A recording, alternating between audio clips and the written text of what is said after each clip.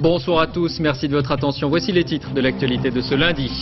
Les attaques se poursuivent contre les Américains en Irak. Il y a moins d'une heure, une très forte détonation a retenti près du quartier général de l'administration américaine à Bagdad.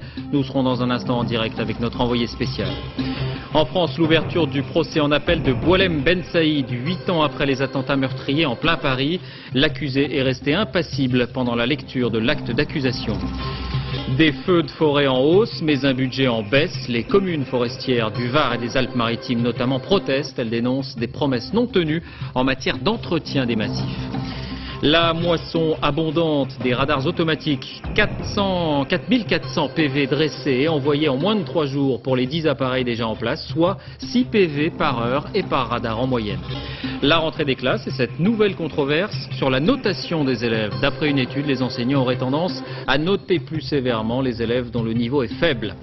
Enfin, un SOS pour l'ours des Pyrénées signé par une vingtaine d'associations. Il y aurait une quinzaine de bêtes dans le massif, mais elles seraient vieillissantes et au bord de la disparition. Ce soir encore, c'est donc par la situation en Irak que nous ouvrons cette édition. Hier, les Américains parlaient de journée noire après la mort de 16 soldats dans l'attaque d'un hélicoptère. Eh bien, ce soir, une nouvelle et très forte détonation a été entendue, tout près du quartier général américain à Bagdad, suivie de tirs de mortier. Nous sommes en direct avec notre envoyé spécial Richard Binet. Bonsoir Richard. Avez-vous des précisions? S'agit-il d'une nouvelle attaque? Il s'agit d'une nouvelle attaque. Il était environ 19h10 lorsque nous avons entendu une énorme explosion, suivie de 3 petites explosions. Selon le porte-parole du Pentagone, il s'agirait de roquettes ou d'obus qui auraient été tirés en plein centre-ville. Nous n'en savons pas plus. Tout ce que l'on peut voir aujourd'hui et constater, c'est que ce qu'on appelle ici les résistants avaient promis 3 jours en mémoire, en anniversaire de la fin officielle des combats sanglants, et qu'aujourd'hui, ils savent tenir leurs promesses. Merci Richard, et vous nous rappelez si vous disposez d'autres informations et notamment d'un bilan. Après l'attentat d'hier, George Bush en tout cas avait réaffirmé la détermination des Américains à rester en Irak. Les corps des soldats décédés sont arrivés en Allemagne en attendant d'être rapatriés aux États-Unis. À Washington, Alain Chalvron, Aaron Dayman. Ces images d'avions débarquant sur une base en Allemagne, des soldats blessés ou d'hélicoptères détruits encore fumants, ces images que les télévisions passent en boucle rappellent aux Américains de bien mauvais souvenirs et placent l'administration sur la défensive. Émotion et fermeté, c'était le message de George Bush ce matin. Nous avons là-bas des gars d'un courage incroyable. Et nous gagnerons cette guerre contre la terreur, pas de doute là-dessus. Nous ne connaîtrons pas de repos tant que le danger pour l'Amérique et la civilisation n'aura pas disparu. Première mesure annoncée, l'accélération du processus de formation des forces de sécurité irakiennes. Mais cela suffira-t-il à remonter le moral des soldats qui rentrent d'Irak pour une simple permission de 15 jours? Je devrais être content de revoir ma famille, mais bien sûr, je pense à ceux qui sont morts là-bas. Alors mes sentiments sont ambigus. Si les gens commencent à faire la jonction entre le fait qu'il y ait perte de vie humaine, le fait que la guerre n'a pas été menée pour des raisons qui semblent être logiques, et le fait qu'économiquement, ça ne va pas ici et ça coûte cher là-bas, tout ensemble, ça peut avoir un impact alors qu'on approche d'élections capitales aux États-Unis. La presse américaine souligne que le président Bush a le choix entre 3 options. 1. Quitter l'Irak sans gloire. 2. Internationaliser, quitte à se renier. Et 3. Augmenter les effectifs en Irak et risquer l'engrenage. 3 solutions qui, en période électorale, ne sont pas bonnes. Voilà, et je vous rappelle donc qu'il y a moins d'une heure, une nouvelle attaque a visé, semble-t-il, le quartier général des forces américaines à Bagdad. Pas d'indication pour l'instant sur les dégâts ou un éventuel bilan. Nous aurons sans doute d'autres informations dans le courant de ce journal. En France, justice avec d'abord l'ouverture du procès en appel de Boualem Ben Saïd, condamné à la perpétuité en première instance pour sa participation présumée aux attentats de 1995 à Paris. 8 morts, 200 blessés. À l'époque, on ne parlait pas d'Al-Qaïda. Ce terrorisme était celui du GIA algérien. Pour les familles des victimes, en tout cas 8 ans après, c'est une nouvelle épreuve. Dominique Verdaillan, Vincent Bouffartigue. Une psychologue aux côtés des victimes pour évacuer au plus vite la tension créée par l'audience. Ce second procès réveille des douleurs, des blessures que le temps n'arrive pas à effacer. On est malade, on en est malade. Hein. Moi, vous savez, depuis le 25 juillet, Prozac, caché pour dormir et tout. Hein. Et je travaille. Hein. Le gros problème, c'est vis-à-vis de la hiérarchie qui ne comprend pas pourquoi on revient au procès. Pour eux, on On est sur nos deux jambes, donc on n'a rien. Ils ne comprennent pas le problème psychologique. Durant un mois, les mêmes images vont remonter à la surface. Les cris, les sirènes, les brancards, les hélicoptères. Saint-Michel, Orsay, 2 RER touchés, 8 morts, 200 blessés. Dans le box, un seul accusé a fait appel. Il conteste sa participation à l'attentat le plus meurtrier. Un nouveau face-à-face douloureux pour les victimes. Et lui, bien sûr, il est toujours aussi imperturbable et ça déstabilise un peu quelque part, ça démoralise un petit peu quelque part. Ce matin, quand il est arrivé, tout sourire, oui, c'est l'attitude de Ben Saïd pendant un mois et qu'on va encore avoir pendant un mois, à mon avis. Quant à Waled Ben Saïd, avec le même aplomb qu'il y a un an, il égratigne pêle-mêle le juge d'instruction, ses anciens avocats et l'administration pénitentiaire. C'est un dossier bâclé, répète-t-il à qui veut l'entendre. Et à court d'arguments, par 2 fois, il déclare même « Tout ce que je dis n'est pas à prendre au pied de la lettre ». Les juges et les victimes pourraient le lui rappeler un jour prochain. Et une absence plane sur ce procès, celle de Rachid Ramda, considéré comme le coordinateur de ces attentats. Il a été arrêté en Grande-Bretagne, peu de temps après les faits, mais les demandes d'extradition françaises n'ont toujours pas abouti. La justice encore, mais dans un tout autre domaine, avec en Grande-Bretagne le début du procès du meurtrier présumé de Holly et Jessica. C'était en août 2002 et l'affaire avait particulièrement ému les Britanniques car l'accusé n'est autre que le gardien de l'école fréquenté par les 2 fillettes. L'audience a commencé dans le calme, mais beaucoup de monde s'était rassemblé devant le palais de justice. Sur place, à Londres, Agnès Gardet, Dominique Marotel. Les parents de Holly et Jessica s'apprêtent à affronter l'un des procès les plus retentissants qu'ait connu l'Angleterre. Dans le box des accusés, Ian Huntley, le meurtrier présumé des 2 fillettes de 10 ans. Celui qui, au lendemain de leur disparition, répétait aux journalistes qu'il était le dernier à les avoir vues vivantes. Je ne leur ai rien dit de spécial, je n'ai vu personne autour, elles avaient l'air normales, heureuses. Même comportement chez sa petite amie Maxine Carr, accusée aujourd'hui de complicité. Employée à l'école des 2 petites filles, la voici exhibant une lettre écrite par Holly.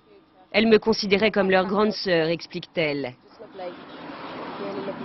Pendant tout l'été 2002, la petite ville de Soham est assiégée par la police et la presse. L'affaire bouleverse le pays tout entier. Et lorsque les 2 suspects comparaissent une première fois devant la justice, la haine déborde. C'est pour cette raison que le procès est délocalisé, ici, devant la cour d'assises de Londres, dont l'accès est strictement limité. Il y a eu des scènes affreuses avant dans certains procès et en étant sur Londres, on neutralise un peu les émotions. Ne pas influencer les jurés, c'est la règle ici observée par tous, par les avocats comme par les journalistes. La presse d'ailleurs aujourd'hui fera assez peu écho de ce qu'il s'est dit à l'audience. Elle n'a pas le droit de décrire l'apparence des 2 accusés, pas même leur tenue vestimentaire. Et à ce propos, les Britanniques, très sensibles sur ce sujet de la sécurité des enfants, disposent depuis quelques jours d'un nouveau service, un système qui permet aux parents de localiser à tout moment leur enfant sans le déranger, à condition que celui-ci dispose d'un téléphone portable. Arnaud Miguet, à Londres. Les sœurs Steven sont peut-être des jeunes filles très responsables.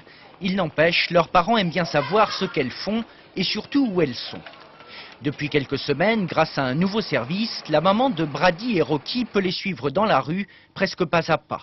À condition que leur téléphone portable soit allumé, Madame Steven peut localiser en temps réel l'endroit où se trouvent ses filles sur son ordinateur. Je pense que c'est formidable. C'est bien de savoir, si vous êtes au bureau ou ailleurs, ce que font vos enfants. S'ils ne sont pas à l'école ou s'ils se promènent, de savoir exactement où ils se trouvent. Le système utilise les réseaux d'antennes GSM des opérateurs de téléphonie mobile. Le signal du téléphone portable est capté par l'antenne la plus proche. Cette information est renvoyée à la base de données. Les parents n'ont plus qu'à se connecter à ces données par ordinateur ou par téléphone. Ce qui est le plus important pour les parents, c'est la sécurité de leurs enfants. Ils s'abonnent à ce service pour pouvoir garder un œil sur eux. Discret, mais à propos, qu'en pensent les enfants? C'est bien, comme ça ma mère ne me dérange pas en m'appelant toutes les 5 minutes. Child Locate, en français, localisez vos enfants, connaît un grand succès outre-Manche. 15 € par mois l'abonnement, la société reçoit depuis octobre 40 nouvelles demandes par jour. En France, on en a beaucoup parlé cet été, les incendies de forêt ont été les plus destructeurs depuis 30 ans, notamment dans le sud. Beaucoup parlé et beaucoup promis aussi. Les maires des communes touchées attendaient donc une augmentation des crédits pour l'entretien des massifs. Grosse déception à l'heure des discussions budgétaires. Les chiffres sont au contraire en nette baisse. Envoyés spéciaux dans le Var, Olivier Théron, Raymond Chaplard. 2 mois après le dernier feu, les souches calcinées sont encore là pour témoigner de la tragédie de l'été. De juillet à août, 63 000 hectares de forêt sont partis en fumée en France, malgré le combat acharné des pompiers. 10 personnes ont trouvé la mort. Jean-Pierre Raffarin, en visite dans le Var le 19 juillet, saisi par l'ampleur du drame, annonce des mesures exceptionnelles. Je suis prêt à mettre dès maintenant 500 000 € pour les études et mettre au-delà de cela les millions d'euros nécessaires dans un contrat avec le département pour faire en sorte que nous puissions construire vraiment un renouveau, une renaissance écologique du massif des Maures. 3 mois après, c'est l'économie qui est de mise. Le budget du ministère de l'Agriculture dédié aux forêts et voté par l'Assemblée nationale est amputé en tout de 53 millions d'euros. Pour André Verpin, le maire de la Garde-Freinet, un village particulièrement touché par les incendies, cette baisse des crédits de l'État, notamment en matière de prévention, est extrêmement dangereuse.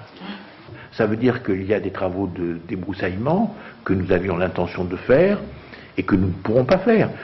Or, il faut bien comprendre, la prévention, on peut décider de la faire ou de ne pas la faire. C'est un choix.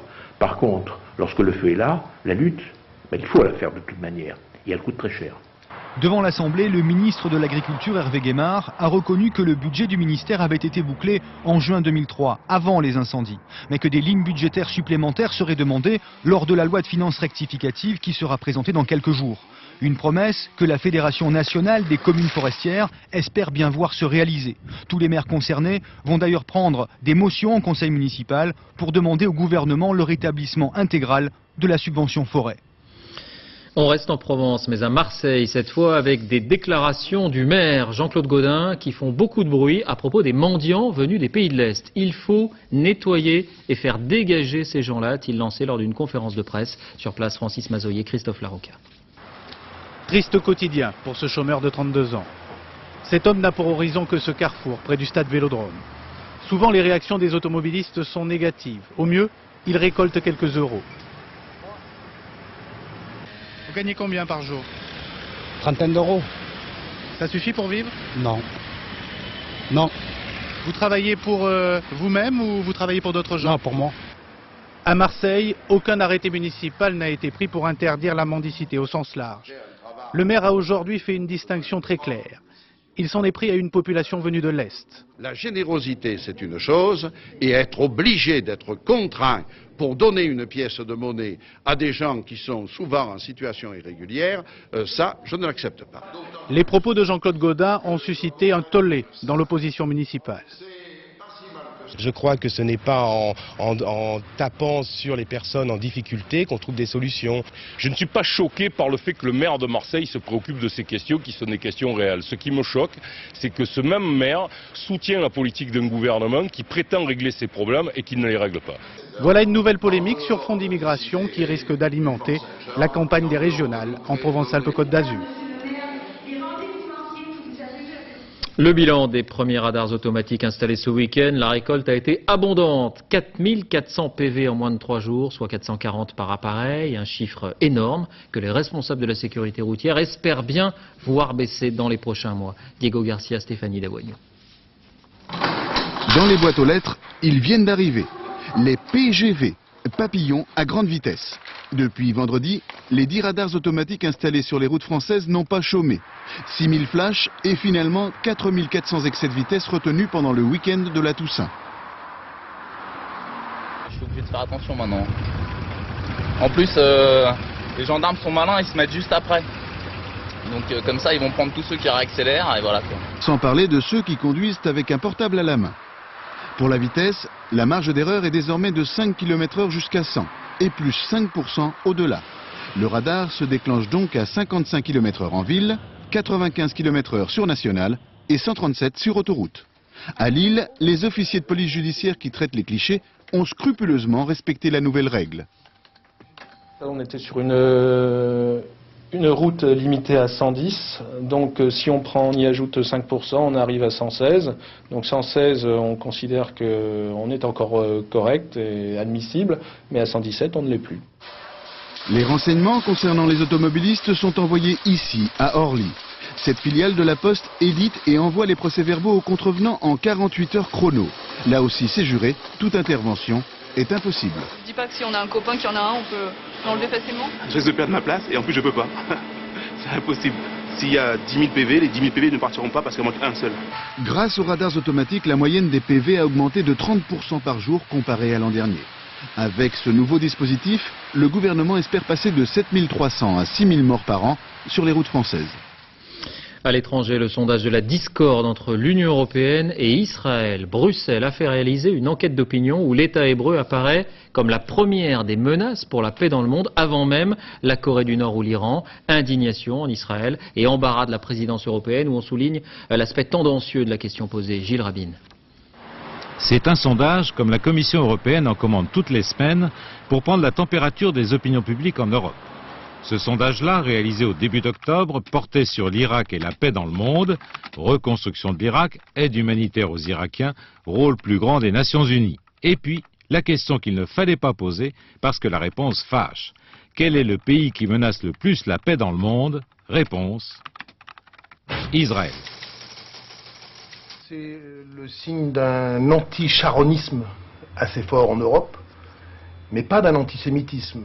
La preuve, on trouve des pays comme le Danemark qui ont toujours été exemplaires sur ce plan-là, dans lesquels les réponses sont très très fortement, 64%, qui disent que c'est Israël qui est le principal danger.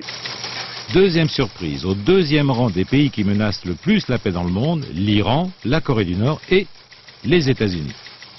Il y a des pays comme très pro-américains, comme les Pays-Bas, comme l'Irlande, comme la Grande-Bretagne, qui disent plus encore que les autres, à 55 à 60%, que ce sont les États-Unis qui sont dangereux. Évidemment, le gouvernement israélien a réagi vertement.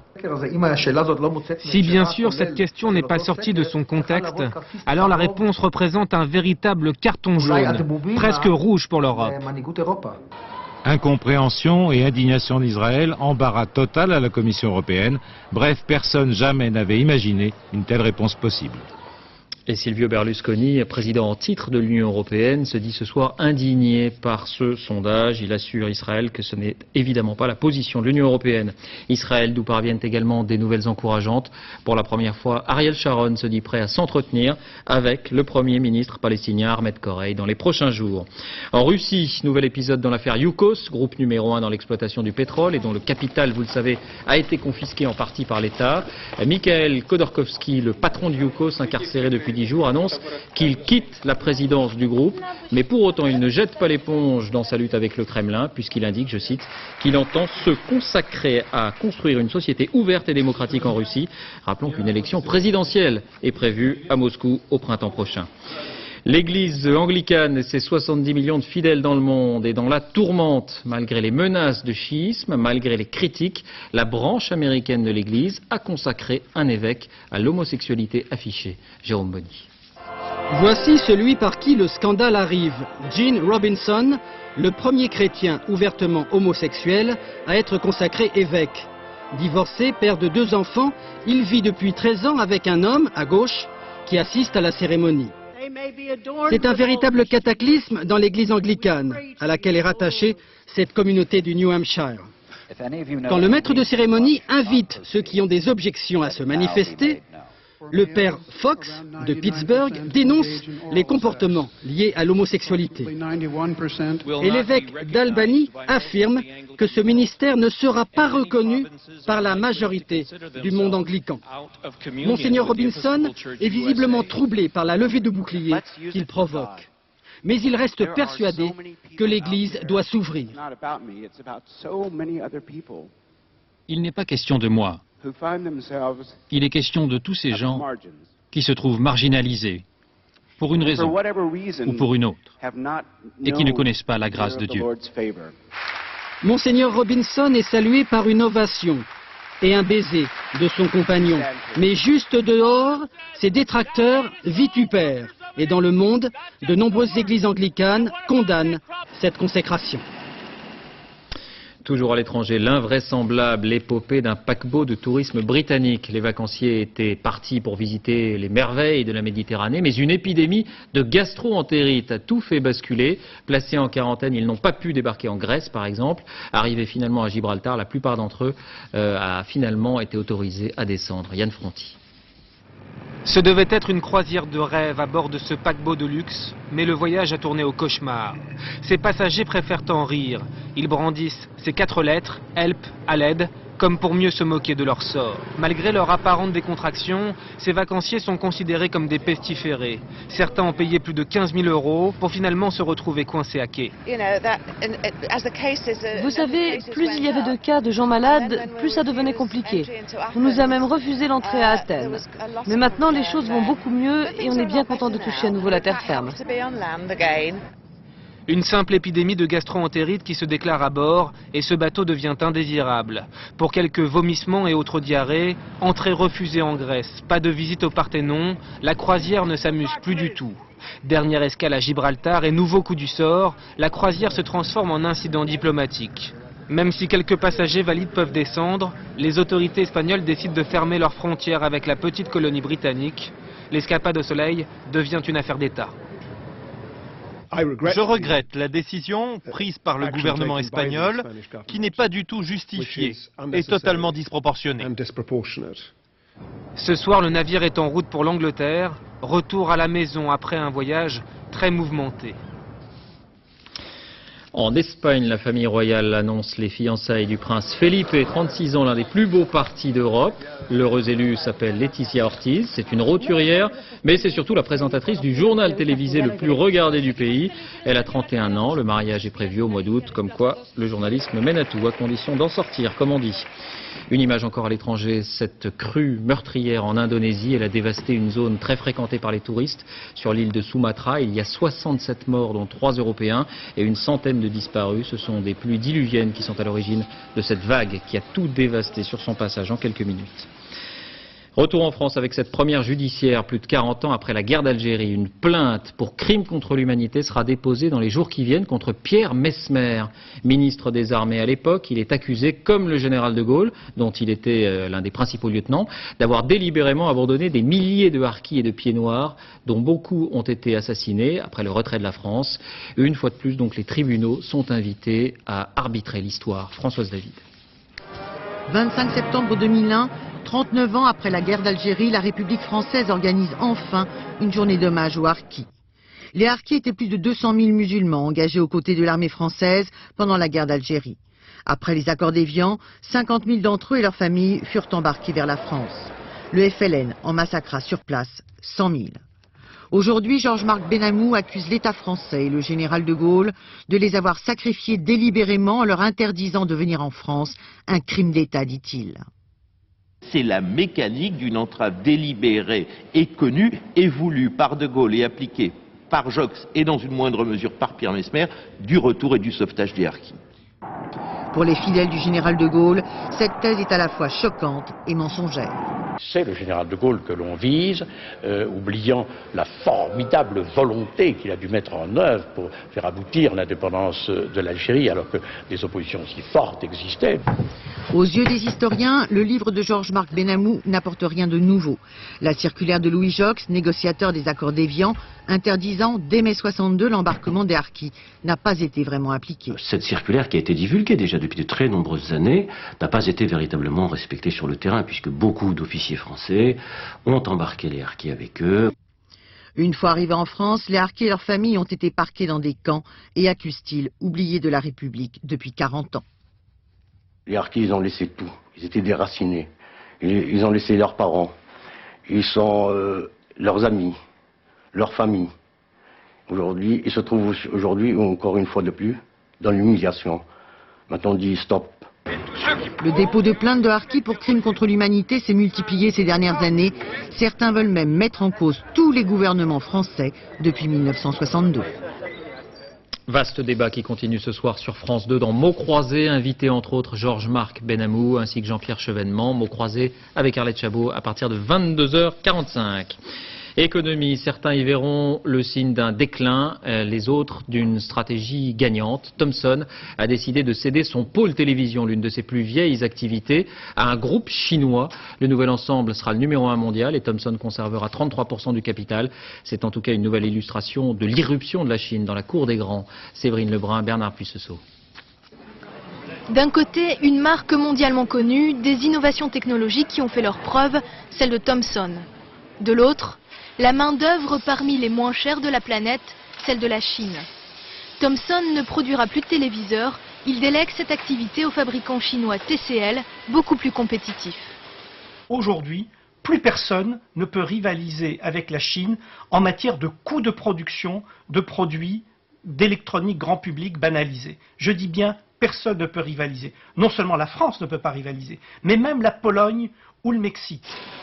De cette alliance naît le leader mondial de l'électronique grand public. 18 millions de téléviseurs, 4 millions de lecteurs DVD produits chaque année, un chiffre d'affaires qui avoisinerait les 3 milliards d'euros.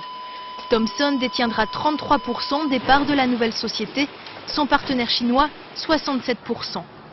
Pour le groupe français, c'est l'occasion de mettre un pied dans un marché chinois en pleine expansion. Le secteur des téléviseurs croît de 5 à 10% chaque année, contre 1% à peine en Europe. Le site de production d'Angers, le seul en France, restera directement propriété de Thomson. Ses 1200 salariés se spécialiseront dans la production haut de gamme. La fin des vacances et la rentrée des classes, c'était ce matin pour tout le monde, ou presque. À Dijon, le collège Olivier Lamarche n'a pu ouvrir ses portes. 7 salles sur 11 sont condamnées. Des poutres de soutènement laissent apparaître des fissures. Les cours devraient toutefois reprendre lundi prochain. Les enseignants qui sont au cœur d'un nouveau débat, une étude très sérieuse, remet en cause le système de notation des élèves. Claude Poznanski, Gaël Chauvin. Un bon prof pour moi c'est celui qui met des notes juste, on n'a pas révisé, on a des sales notes, on a révisé, on a des bonnes notes, c'est tout. Pour noter, les professeurs établissent des barèmes, des grilles d'évaluation. En théorie, pas de place à la subjectivité. Faux, affirme André Antibi, chercheur en sciences de l'éducation. Pour lui, les professeurs veulent respecter à tout prix une norme, 1/3 de bons élèves, 1/3 de moyens, 1/3 de cancres. Une constante qui se retrouverait quel que soit le niveau des enfants ou la matière enseignée. Les enseignants, sous la pression de la société, se sentent obligés d'avoir de l'échec dans leur classe pour avoir l'impression de bien faire leur travail. Le professeur est prisonnier d'un système, on a tendance à décourager certains élèves, en tout cas une certaine proportion d'élèves. Dans les salles de profs, on relativise cette affirmation, même si certains jeunes enseignants n'hésitent pas à baisser les meilleures notes pour ne pas être jugés trop laxistes. Je peux me dire c'est moi qui ai noté pas assez sévèrement et qui dois justement réduire mes notes. Donc je vais reprendre mes copies et puis je vais enlever un point par-ci par-là pour essayer de réduire un peu la moyenne et arriver à une moyenne de la classe à peu près de 10 quoi, mais c'est un petit peu aléatoire. Cette prétendue sélection par l'échec est réfutée par une grande majorité de professeurs. Ils notent, disent-ils, en fonction de critères objectifs. Lorsqu'on évalue une copie, on le fait vraiment d'une façon la plus juste possible, avec un barème, c'est pas complètement arbitraire. Et donc la notation peut être au contraire un support pour l'élève pour prendre conscience de ses difficultés. Cette polémique confirme que la note est bien au cœur du système scolaire français. Elle intervient au moment où d'autres intellectuels dénoncent une baisse générale du niveau des élèves. L'école toujours a une nouvelle affaire de pédophilie dans les Deux-Sèvres. Un professeur de musique a été mis en examen pour agression sexuelle sur des mineurs de moins de 15 ans. Il a été trahi par son caméscope. François Privat, Alain Darigrand. Surprise d'un couple des Deux-Sèvres qui, au bord de cette route, trouve un caméscope. À l'intérieur, une cassette sur laquelle ont été tournées des images d'atteintes sexuelles sur 2 fillettes. Rapidement, les gendarmes font le rapprochement avec le vol d'un appareil similaire. Ils interpellent alors son propriétaire qui reconnaît être l'auteur des faits qu'il a lui-même filmés. On voyait des agressions sexuelles caractérisées sur 2 mineurs âgés de 8 ans et de 12 ans. Dans le cadre de son cours Alors, dans le cadre du cours de guitare, puisque c'est un particulier qui donnait des cours de guitare à des jeunes dans les locaux d'une association. Au domicile du pédophile présumé, des CD-ROM, du matériel informatique, des photos et vidéos à caractère sexuel ont été saisis. Sur l'une d'elles, le viol d'une jeune femme d'origine américaine. Elle se prénommerait Karine et elle aurait résidé sur Niort dans les années 2002. Elle était souvent accompagnée d'un gros chien. Sans casier judiciaire, divorcé, père de 3 enfants, le suspect âgé de 53 ans est incarcéré à la maison d'arrêt de Niort. Il a une attitude apparemment sociale exempte de reproche puisqu'il est parfaitement sympathique. La mère des 2 premières victimes identifiées vient de porter plainte. À Frontenay-Rohan, 3000 habitants, les responsables de l'association qui depuis 8 ans employait le pédophile présumé restent stupéfaits. Santé, on l'appelait le mal du siècle et elle pourrait bien le rester. La dépression touche près d'1 Français sur 6, la dépression nerveuse. Elle est au cœur de plusieurs ouvrages qui connaissent un vif succès en ce moment en librairie, notamment celui de Philippe Labro, une confession poignante, dossier signé Isabelle Quintard, Dominique Bonnet. Je ne sais pas ce que je suis, comment je suis devenu cet éparpillement, cette réduction d'hommes. Il avait tout pour ne pas craquer, ne pas tomber. Philippe Labro devait prendre la direction de la radio RTL, un rêve de gosse, un poste convoité qui l'obligeait à renoncer au journalisme, un choix à faire et tout s'est compliqué. Je suis entré en conflit avec moi-même, j'arrivais pas à résoudre ce conflit, ça commence à me paniquer, j'ai eu peur et peu à peu la maladie, car la dépression est une maladie, s'est emparée de moi, c'est-à-dire l'insomnie, les sueurs. Pendant 10 mois, la broyeuse, comme il l'appelle, poursuit son travail de sape, lui vole son appétit, son énergie. Au bout d'1 ou 2 ou 3 ou 4 nuits, vous vous réveillez toutes les nuits à 3h30 du matin, 3h30, 4h, c'est l'heure, et que la poitrine est en sueur, et que l'angoisse vous prend, et que vous avez la sensation d'étouffer, vous vous demandez même si le cœur ne s'arrête pas, et que bon, vous vous rendormez plus ou moins bien, mais le lendemain, vous n'avez pas faim, vous n'avez pas soif, vous n'avez pas envie d'aller au boulot. La guérison viendra d'un psychiatre et de la prise d'antidépresseurs. En France, chaque jour, 1,5 million de personnes en absorbent et ce chiffre est en augmentation. Les médicaments ne sont pas un gage de réussite absolue. Ils sont efficaces dans 70% des cas environ. Mais lorsqu'on y ajoute des actions psychologiques, lorsqu'on y ajoute une éducation du patient et de son entourage et un aménagement des qualités de vie, 90% des déprimés sortent de leur dépression. 15% de la population serait touchée, principalement des femmes.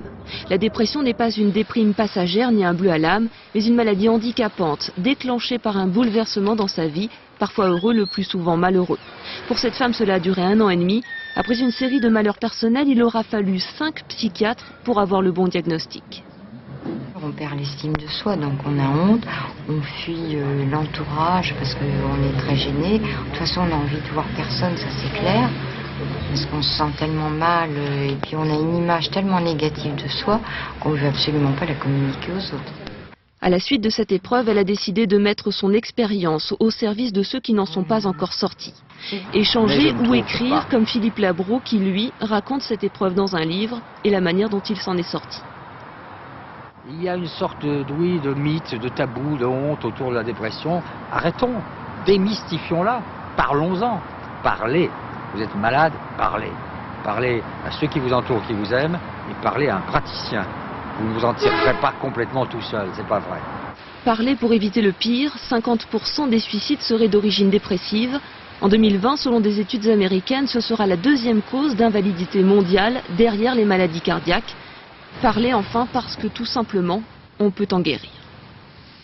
Environnement, comment en finir avec les sacs plastiques donnés dans les supermarchés qui représentent plus de 20 000 tonnes de déchets chaque année.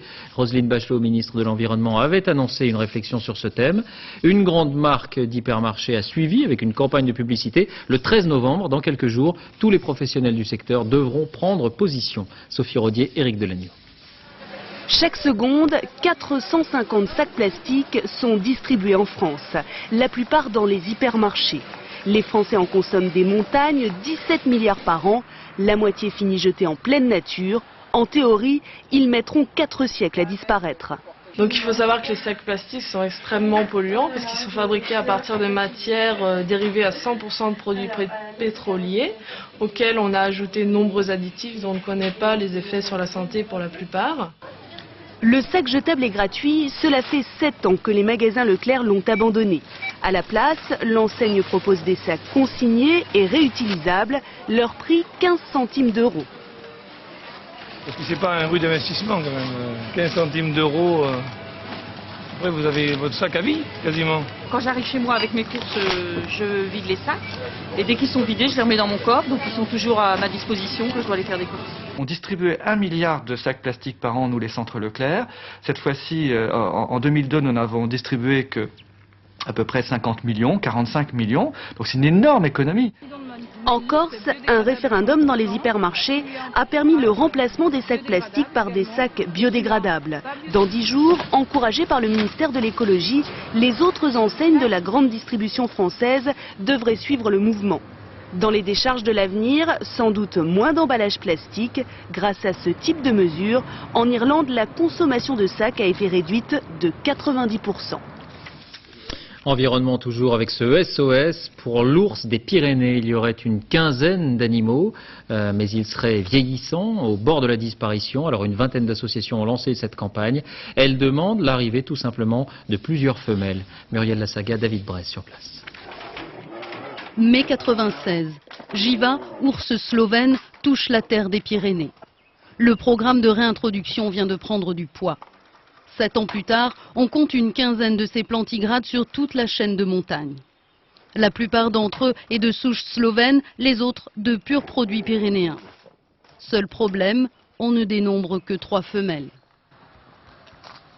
D'après vous, il faut réintroduire, encore poursuivre le programme de réintroduction? C'est absolument indispensable, en lâchant prioritairement et en particulier des femelles, mais aussi quelques mâles, parce qu'on se rend compte que, par exemple, un seul mâle, qui est le mâle dominant ici, Pyros, est le père de tous les oursons nés depuis 1997. Selon plusieurs associations écologistes, c'est la seule façon d'éviter la disparition de l'ours dans les Pyrénées. Jeudi, une délégation de signataires se rendra à Matignon afin de demander un engagement de l'État pour la conservation de l'ours. Une démarche qui ne devrait pas passer inaperçue dans la vallée de Luz-Saint-Sauveur où les éleveurs demandent la capture de cet ours qui tout l'été s'est nourri entre autres de leurs brebis. De ce côté-ci des Pyrénées, la lutte est engagée depuis des mois, cette fois-ci pour que l'ours disparaisse de ces montagnes. On reste dans le sud-ouest avec un salut à nos confrères de la Dépêche du Midi. Nouvelle formule, un format plus petit, plus de pages en couleur. Rappelons que le quotidien tire à 300 000 exemplaires.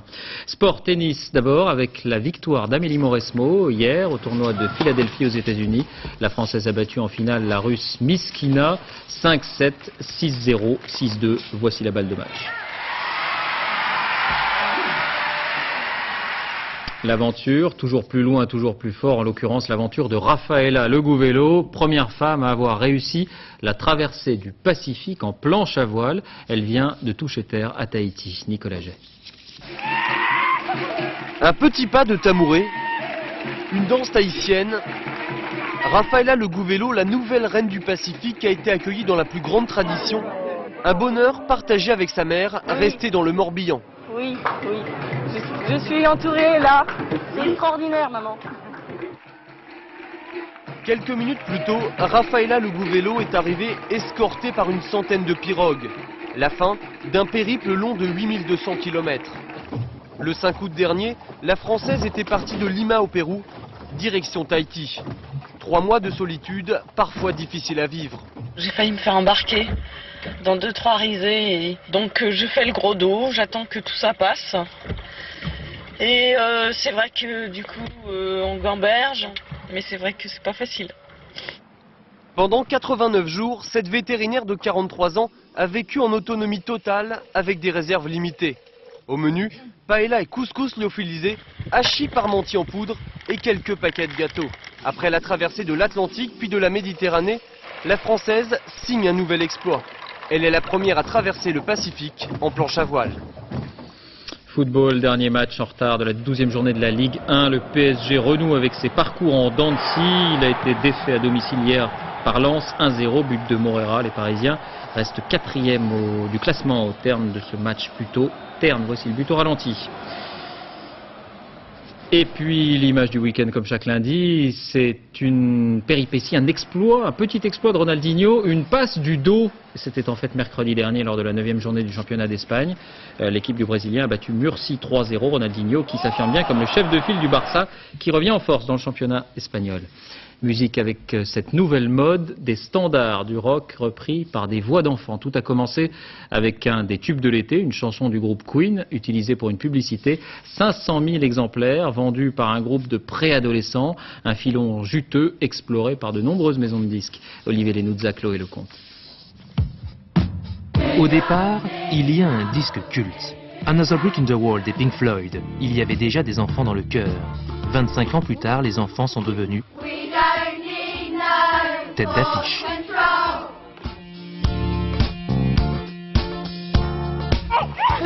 Les Pink Floyd? C'est un groupe. Ah oui, c'est un groupe. Aujourd'hui, petites filles en uniforme et rock'n'roll font bon ménage. J'aime le rock, je suis pas une rebelle. Après les cours, l'école buissonnière.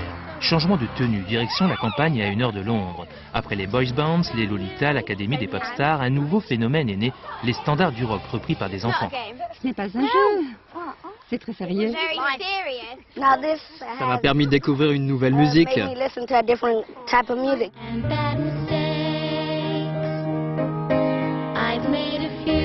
Kids Will Rock You, un groupe monté de toutes pièces sur casting, 15 enfants âgés de 8 à 12 ans, un album produit par un ancien de Queen, le groupe de Freddie Mercury. C'est seulement un coup commercial? Oui, mais tout est commercial. Faire un film, c'est commercial. Freddie Mercury avait le sens du ridicule. Je pense que tout ça l'aurait beaucoup fait rire. Il aimait aussi choquer, il serait servi. Freddie Mercury chanta un jour Show Must Go On. Le spectacle continue donc, sans oublier le business. La suite des prix littéraires avec le Renaudot attribué à Philippe Claudel pour Les âmes grises, l'histoire d'un fait divers en 1917 en pleine Première Guerre mondiale en Lorraine, aux éditions Stock et dans la catégorie essai. C'est Yves Berger pour le dictionnaire amoureux de l'Amérique aux éditions Plomb qui a été distingué. La disparition de Joe Donat, animateur d'une des émissions les plus anciennes de France Inter, Interdance. Il est mort jeudi dernier des suites d'une longue maladie. Il avait 78 ans.